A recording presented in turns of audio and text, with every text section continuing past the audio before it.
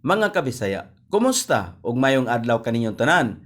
Inyong higala kabisaya Nonoy B. Malipayon nga magpaambit kaniyo sa minugdanong butang ang pulong sa Dios. Karon, atong kutloon ang unang Korinto kapitulo 6, bersikulo 11 nga nagkanayon.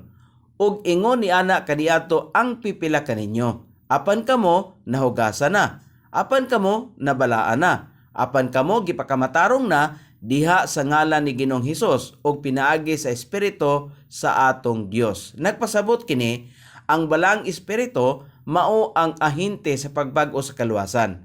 Ang matag usa kanato nga nabuhi nakasala ug wala makaabot sa himaya sa Dios.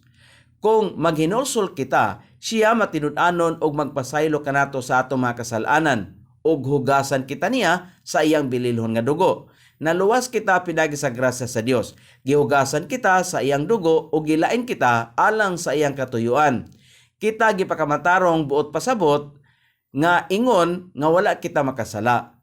Ang mga Kristohanon nga nagtindog sa palibot sa trono sa Dios dito sa langit gisuloban sa puti nga mga biste.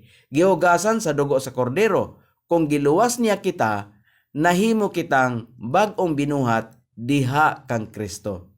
Salamat ug maayong adlaw.